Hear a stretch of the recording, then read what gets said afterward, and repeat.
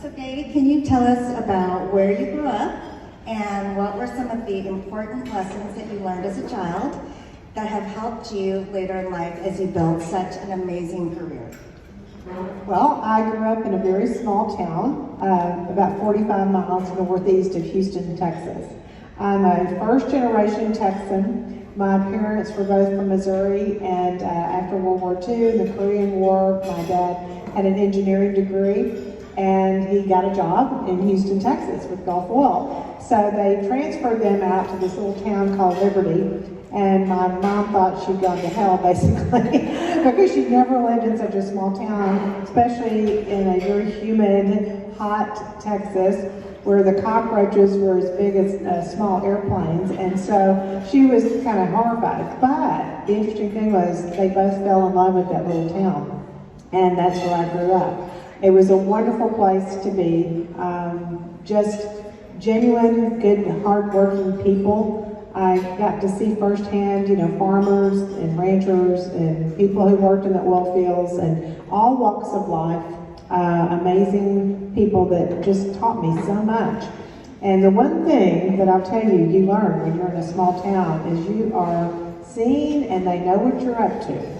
There is no place to hide in a town of less than 10,000 people. And I'll never forget one night, in the middle of the night, my good friend and I had saved up a bunch of newspapers and magazines and toilet paper, and we got on our bicycles about 2 a.m. and drove to the quarterback and football team's house and papered his house and threw newspaper all over the yard, and then took a hose and hosed it down so it was almost impossible to clean up. I mean, this is terrible, right? But anyway, we thought we were so clever and it was so much fun. And so we finally made it back to my house and thought we were safe and no one had seen it. And my dad would go into a little diner every morning to have coffee with the local characters named Lales. That was the name of the diner. And he came home after coffee and he said, "You better go over to Ricky Robinson's house and clean up that yard," because he said the neighbors saw you. So you could, well, the whole point is you learn that you better be honest and upright and try to do the right thing because someone was always watching. That's great. So I'm starting college in the fall and I'm thinking about first jobs. Can you tell us about your first job after college? I'm going to tell you about a job I had before college. Now, I told you about my dad. Unfortunately, he passed away when I was 13, and I was an only child. And even though he had started a business and was an entrepreneur, it was a young business, and without him being there to drive it, the income just was gone. And so my mom was a school teacher, and we had to live on a public school teacher salary, which wasn't very much. So I started working when I was 13 and got a job engraving silver trays, which was a risky job, at the age of 13 at the local jewelry store. And there's a lot of interesting stories about that. But that was really my first job, and then I continued to work all the way through. When I was in college, I became a teaching assistant. And I got paid to do that. I got an art scholarship at the University of Texas, and so I managed all my money and putting myself through school. Right after school, because I was an artist, I was an art major, I got a job at an advertising agency. Because back in those days, before computers, before Macintosh, before you could design things virtually, everything was done by hand. So because I could draw, and because I could write copy, or I could write the words that would go on the page, I got a job at an ad agency. And that's how I ended up eventually starting my own firm years later, because that was my roots of a first job, was in the ad business. So I'm on my high school drill team at Vandergrift, and it's been one of the best experiences in my high school years. My mom mentioned that in your book you were on a drill team too. Well, yes, that was a big thing in Liberty, Texas. We were called the Panther and Prancers, and we had a drill team. There was only 24 that we had to audition, and there were 24 young girls who were selected every year. And so I became the captain of the drill team. And when I ascended to this role, I decided that we were going to be the best they'd ever been. And so I arranged all these bake sales and bike rides where people would fund us, and we made a lot of money so we could enhance our costumes and props. And so once it was discovered how much money we had in the bank for the prancers, the school principal called me in and said, you're going to have to share the money with the other groups, like the twirlers and band and all that, because you have too much money for the prancers. And I said, no, it's our money. We earned it, and we're going to be the best. And we actually did win a lot of competitions, and we were really, really good. I made them work so hard. And by the time I was through with my senior year, most of the girls in the drill team hated me. And I'm not kidding, they really did. Because I was a taskmaster, you know, and I told them they had to make their grades. I put in all these rules that didn't exist, and I made them do all these things, but we were good. And so later, years later, a lot of them came back to me, you know, and said, you know, you made us the best and really helped our characters as well. So hard work is a theme of my life. But I will say that I didn't have very many girlfriends when I graduated from high school. I really didn't. They all hated me. I was so hard on everybody. And so what I learned though out of that, which we can all learn things from our high school experiences, is that eventually, as I became an employee and then owned my own company, I realized you have to bring people along with you. You don't just tell them what to do and enforce the rules. You have to make them want to do that, and make them proud of it, and make them a part of the solution. So it made me a better business leader later, because I realized what did not work so well. When you're a top-down autocratic manager and, you know, my way or the highway kind of person, you leave a lot of people behind, and that's not the way to build a strong team. So I learned a lot. Well, and Gay, I think the fact that you learned that lesson so early in your career and you could apply that when you started your business, and kind of a fun fact of connection. So I don't know if you guys noticed at all of your tables, you had a gift from Eliza Page, Jewelers. What do you guys think of those? Pretty fun.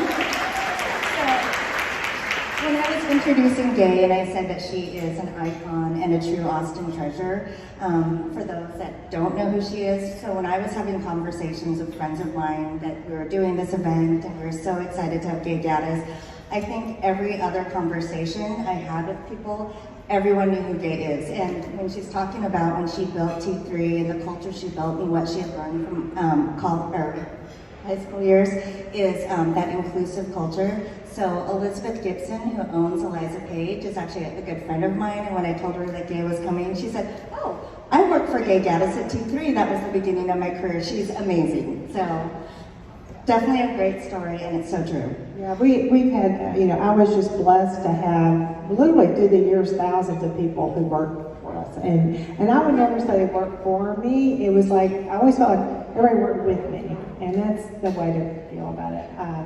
People don't work for you, they work on teams with you. Yeah, absolutely.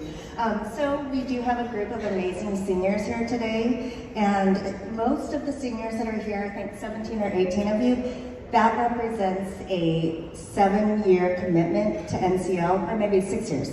6 years? 7 years. So they are really on the cusp of making their college decisions. I know everyone's really, that's kind of the conversation when you talk to a senior these days. So Gay, can you tell us a little bit more about your experience at the University of Texas and how a fine arts major became a badass business leader and speaker? You know, I told you a little while ago that my father died when I was a teenager, and that started to shape some realities for me. I told you about our financial situation. And in my book, I talk about a little exercise called the Dreams and Reality exercise. So I always say dream the biggest dreams you can dream. Don't let anything hold you back. But then there are realities. And it was a pretty stark reality that I would be financially in a better place if I went to a public university like the University of Texas rather than trying to go to an Ivy League school or some very expensive school. I never looked back and regretted that at all though, because I loved the University of Texas. I wanted to go there. I mean, that was really my choice.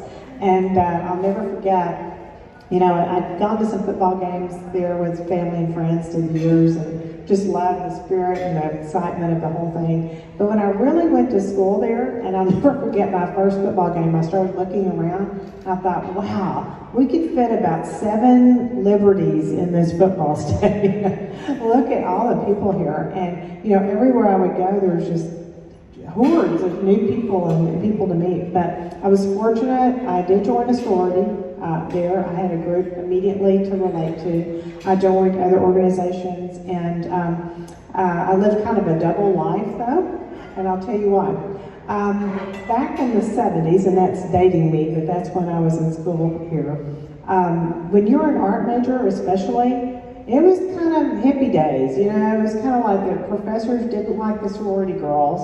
And so I would just dress in old ragged jeans, you know, and t-shirts, and drag my art supplies across campus and worked really hard in the art department. And in the winter, I changed the t-shirt for a flannel shirt, I think. But I worked very hard. And I did make good grades, and I really loved my art studies.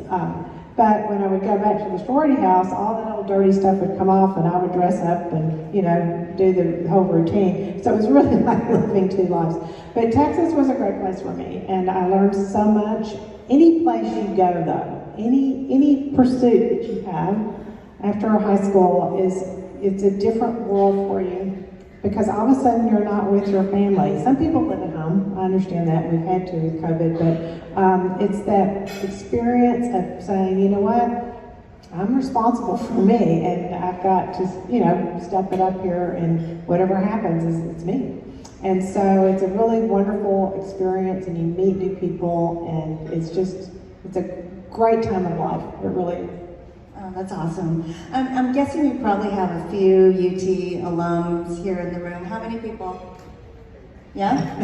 Hopeful. You know, our basketball team won last night, but, you know, we're still hoping for football. Yeah.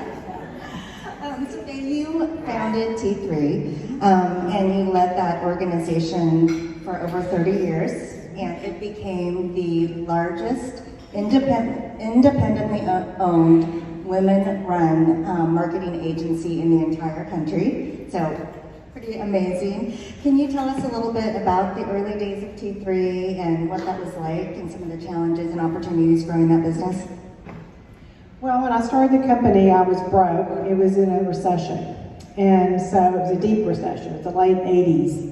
And Austin in Texas was particularly hurt by this recession. Our savings and loans failed, and the real estate wasn't worth the dirt it was built on. I mean, everybody was broke pretty much. And so I was trying to salvage the agency I was working for, and I came up with a business plan that I thought would turn around the company. And the president of the organization decided he wasn't going to let me lead that, because it was probably very threatening to him if I did. So I left, I quit, and I didn't have any money. We were just broke. My husband and I were broke. We had 3 kids. It was really pretty dire straits. But I had $16,000 in a savings account, an IRA, and I went and I cashed it in, and I used that $16,000 to start a company because I believed in it. But no one worked harder ever than me. I mean, I believe in hard work. It's just what it takes. And some days, you know, are a little easier than others, but it's every day is you're dedicated, you do your best, and you just go for it. And so we were fortunate, though, to start off with some hospital accounts, because they were spending money back then. And one of my previous jobs, I was the PR director at Baylor Medical Center in Dallas, so I knew hospitals.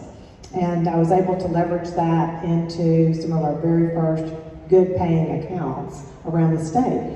And then we got an opportunity in 1992 to work with a little company down the road called Dell Computer Corporation. And well, you know, this is kind of our story, really, because I was in a meeting with Michael Dell in 1994, and he walked in and said, "We're going to start selling on the internet because it perfectly fits our direct model." And so I ran back to the office, and I'd had a couple kind of geeky characters that had been trying to play around with the internet. I said, "We've got to figure this out, or we're going to lose Dell." So one thing led to another. We started experimenting with that client on some of the very first effective online or internet digital marketing in the country. And so because of that, it started to open doors. And down the road, it was Chase, it was Marriott Corporate, it was Allstate, it was UPS. And we started building a portfolio of blue chip accounts because of our knowledge of digital marketing. And that was the story really of T3 and how we grew and became kind of a innovation engine, really. We were named by Forrester Research as one of the top 5 innovation agencies in the world because we were very, very first to try a lot of things. Yeah. That's amazing. I didn't know that part of your story. Wow. I want to do what my mom has done, have a career and have kids someday too. What advice do you have for girls like me as we think about being successful with both? Well, you can have everything. You can do it. And if you've had a mom that's shown you, you can do it. And we laugh and say, but you just can't have it all at the same time. And it's true. There are some times when your work or your career is going to really put big demands on you or you're going to miss out. And you've got to just, as my mom always said, when the brass ring comes around, you better grab it because it may not come around again. And so when opportunities come along, like when I had to grow my business, I had to travel, and there are just times when you've got to take advantage of that opportunity or your business or your own career will be stalled. And sometimes it's okay to stall the career. And I did hold my company back a little bit when my kids were younger. I didn't travel as much. And when the youngest one went off to college, I said, I'm on the airplane, I'm gone. And so it was a plan that our family had really for me to grow the business more. But you can do both things. You can be wonderful moms. The one thing that I think is most challenging now for mothers who have careers is that we're always on. You've got your Apple devices, you've got your iPad, you've got your phone, you've got all these ways that you can stay connected. And that can be a curse in a way when you go home because, and some of you have been working from home, and so that's kind of balancing that. But when my children were younger, the only way someone could get to me once I walked in the front door was on a landline until later, and then we got laptops and that kind of thing. But I was pretty much dedicated to being with my family when I got home, and I think it's really good advice, and that's the one thing my kids remember, and they'll tell you. And my daughter almost came today. She's in her 30s, but she's on her way back from Africa. She's been on a fabulous trip. But she did tell some people one time, I didn't even know what she was going to say. And she was asked, they said, what was it like to have a mom like her? And I thought, oh boy, what's she going to say? And she said, well, I did miss my mom sometimes.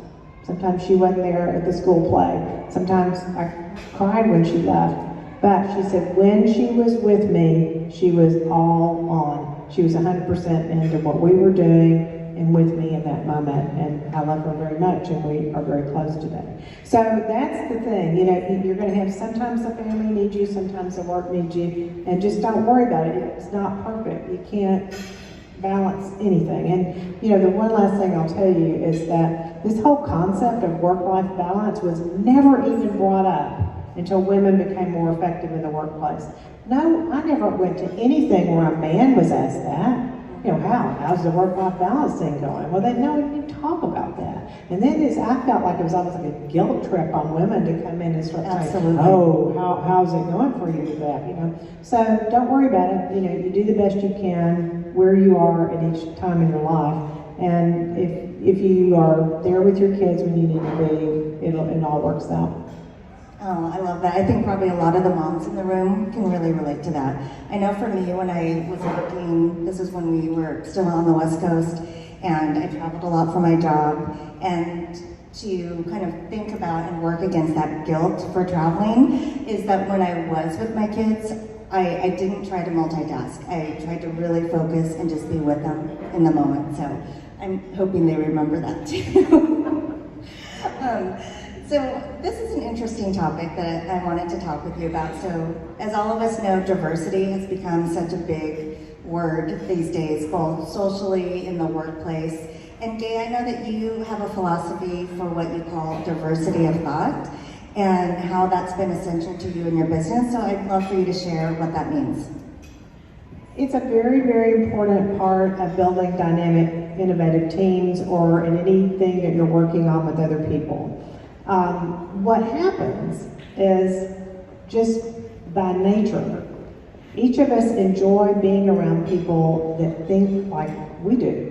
And maybe we have, and I'm a big believer in the Myers-Briggs type indicator or some sort of strength finders or some kind of, it's not really a test, but an assessment. It helps you understand what your true inner strengths are. And once you can harness on those and get your head around what you're really good at, it really does direct you in your career and what you're going to study in school and what kind of things you're going to be really good at. And you stick to those things. But it's very easy to surround yourself in a business environment, on a team, in a group, with people that are like you. And when that happens, everybody kind of starts thinking alike, and you're talking alike, and you're believing the same things. And it's very important. And when I was running, the advertising agency, everything we really had to sell was innovation and new ideas and new thinking. And so if everybody sat in the room and thought the same way, we wouldn't have come up with some of the incredible things we did. So I was very mindful always to put together teams with different personality types. Now, yes, we did think of other types of diversity. I was pretty big on bringing women in early on. Because I was a woman leader, and I wanted to make sure we were not just an all-male team or whatever. But the thought part is what's really interesting.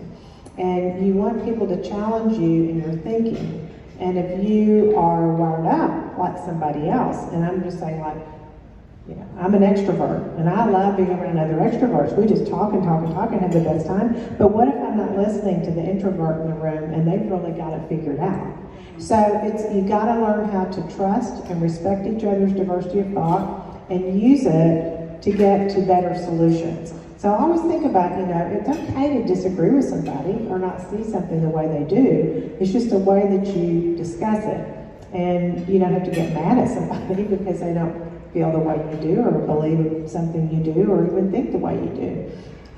Listen, and then together, if you respect and trust each other, you'll come up with some wonderful solutions to things that probably wouldn't happen if everybody was just going, oh yeah, let's do it this way. It's the way we always do it.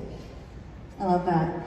So, as a sometimes writer of a blog that I've kept, for the last 10 years, it's always challenging to kind of write about yourself in a way that you can relate your story to other people. So I'm very curious about your inspiration behind your book, and how did you make that happen? A few years ago, I got a phone call from the Tampa, Florida Chamber of Commerce. And they were putting together this huge annual event they do with thousands of people. I mean, it's this giant convention center. And they wanted me to be the keynote speaker. And I said, well, how did you find me? How did you, want to call me to do this? And they said, well, through the years, we've had celebrities, we've had, pro athletes, we've had, these public speakers that come in that's what they do. But we decided that we wanted to have someone talk to us who had built a business, especially a woman, from the ground up, and what it was like to do that, and the lessons you learned along the way, and really give us that perspective. So I was honored, and I said, sure, I'd love to do this. I was in Tampa, and off I went. And so not too long after that, I had been writing, as you said, articles for Forbes in the entrepreneur section. And I had started kind of thinking about all these lessons I've learned, and sometimes it was derived from my ranch wisdom. I live on a ranch. I grew up in a small town around farmers and ranchers, and that's a lot of who I am, and a lot of how I learn lessons in life is just watching nature and what happens. So I had kind of started writing a lot of articles about things. And for example, one of them was the rattlesnake rules for effective risk management and things like that. And so I would take some of the ranch wisdom and weave them into business stories. And then it kind of came along that's, a person contacted me from New York and said, we help people write book proposals, and she'd done something with Martha Stewart and some other people, and I said, well, yeah, let's talk about it. She said, you're onto something. I think there's an angle here about, what you've learned in Texas and your ranch life and how it could turn into a book. So she helped me write a proposal. We went to an agent. The agent liked it, said, I'm going to help you sell the book. So at that moment, the woman who helped me write the proposal said, okay, I'll go start writing the book. And I looked at her and I said, oh no, I will write the book. It's my story. You don't know my stories. You don't know me. You don't know how I tell stories. You don't know my sense of humor, really. I'm going to write it. She was really disappointed. She thought she was going to write the book. But I ended up writing every word of it myself. And here's something kind of interesting to know. Most business books are not written by the author. They do have ghostwriters or people who will write most of it for them. Or they'll interview the person and then write it. Because most business people aren't really very good writers. And I grew up knowing how to write copy. I like to write. Even in high school, I don't know, are any of you all in some of those UIL things, those competitions and stuff? Raise your hand. Okay, so not just sports, but when I was in high school, I was in a competition called Ready Writing. And that's where they throw a topic at you and you had a set amount of time and you had to come back with the written paper in a certain length and all that. And I got really good at that. I went to state in Ready Writing. So I had always been writing. And I wrote essays, I wrote, good at it. So when it came time to write the book, I said, I'm gonna write it. But I will tell you this, it's a funny story. You would laugh because I was running this highly technical company. I mean, we were using every software, every artificial intelligence tool, everything you can imagine. But just me, myself, I'm not really very good at technology. I mean, literally using it. I appreciate it, I know how to manage it, I love it, and I know how to deploy it. But when it would come to just literally me, getting on a computer and being curious or trying to write code or learn a software, forget it. And so I had been off writing the book while I was traveling on a mini iPad with a keyboard attached to it. And I would write the book in emails to myself and my husband. And one Friday night, I drove into the ranch and walked in, and he said, Gay, you're gonna have to put this into editing software. I mean, he said, these are all in emails. And he said, I've got them kind of collected over here, but, we've got to get this organized for your editor in New York, or we're never going to get this book's not going to happen. You're facing deadlines. I went, oh, well, really? And so I kind of avoided it and said, I think I'll go make some egg salad or something. And finally he said, Gay, you have to do this. And then he kind of went like, okay, I know you're not going to do it. So my husband was my secret weapon in this. He went and researched all the editing software and found the right one for us and helped me get the book in the right place and organized so that we could edit and work with it. And he also did all the endnotes for me. That's the research, when you source things. And so he was a great, great assistant and helper to me in this, or I wouldn't have finished it probably. But yeah, I wrote it all, and that's why it's written in real person language. It's not business language, and it's kind of funny. And I hope you will, if you get a copy, I hope you'll read it, because there's some good stuff in there that hopefully you can take with you for the rest of your life. That's fantastic. So I'm definitely a daddy's girl, and I know you talk about your dad in your book. How did he influence you? He had a profound influence on me, although, I only had him for 13 years. But in those 13 years, he was really, really, I would have been a real big daddy's girl, and probably be careful, because I don't know that, I think he might have smothered me a little bit, and I was forced to kind of go out and be my own person and make my own money and do all that. But no, he was a really interesting man. He was a World War II soldier, and served in the Philippines when he was barely 17 years old.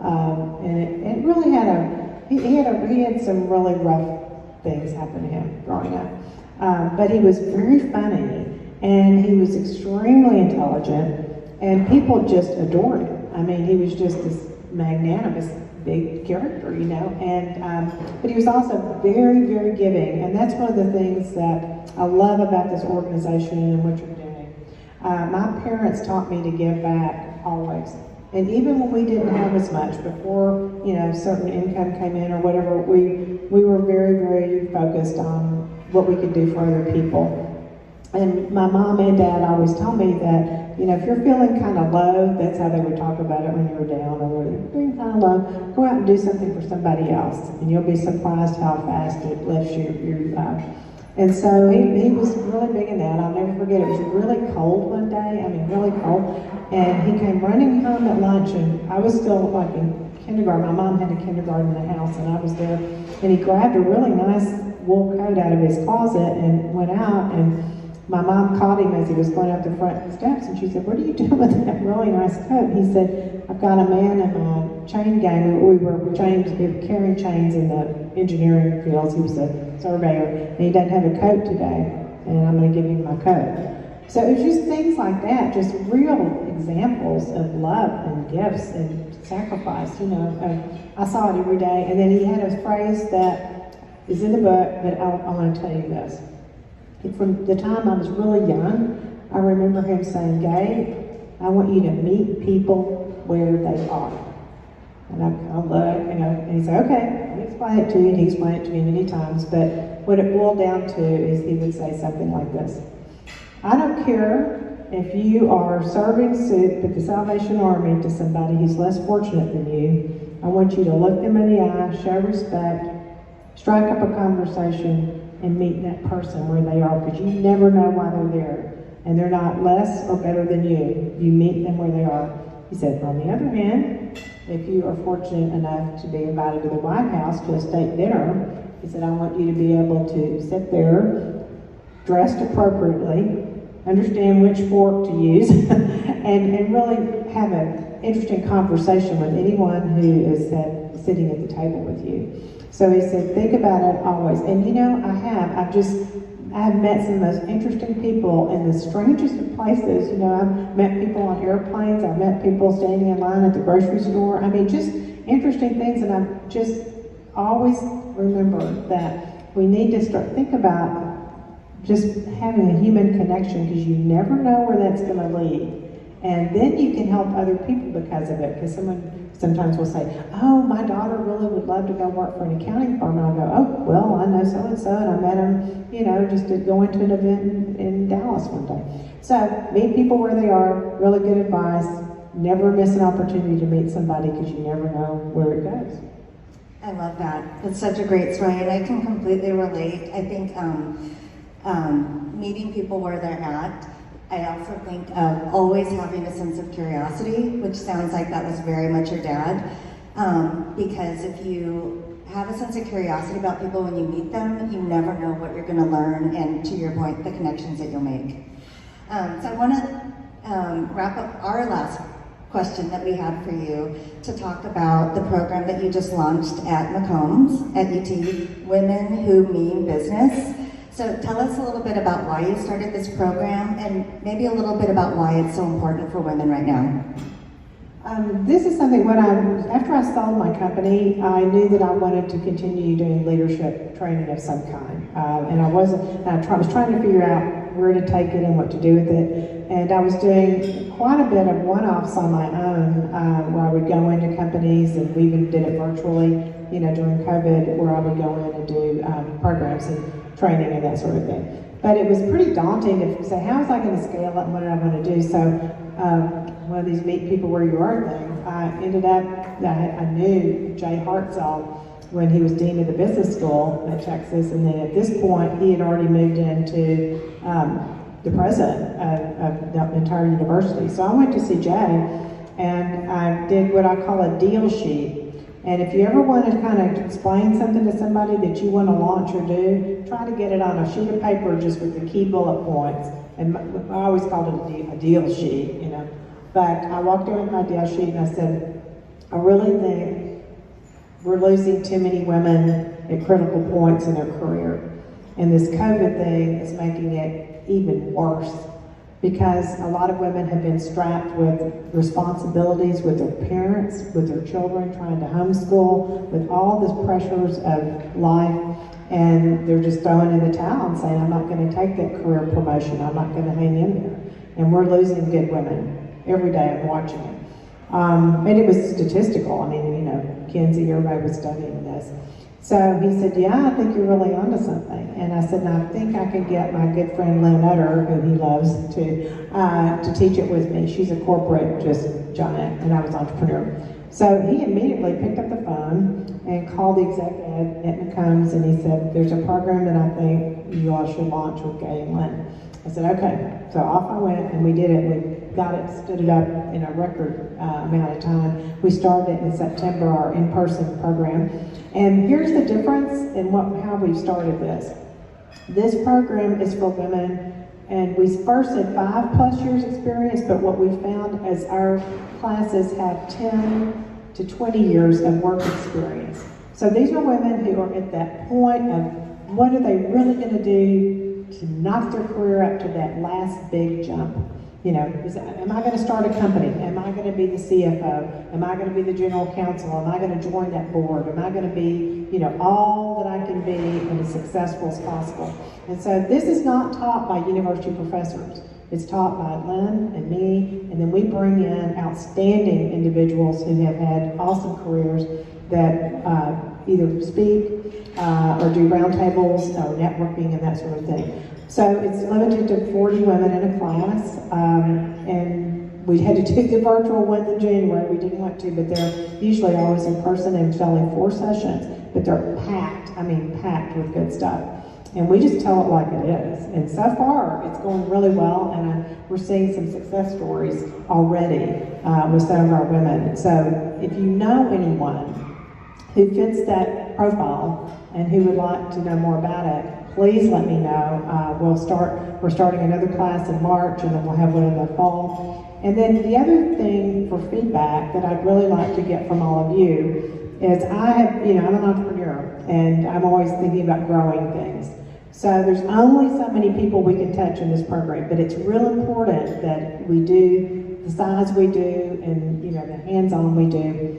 But I'm kind of dreaming and thinking about, do we do one-day seminars for younger women? Do we do them for younger professionals? Do we, broaden the net in some way to touch more people? So if you have any ideas or thoughts, I'd love to hear from you, because it's an important thing to get back. And not just get back, but really arm people with the tools they need to make changes. I'd love to just give her a round of applause. That was amazing.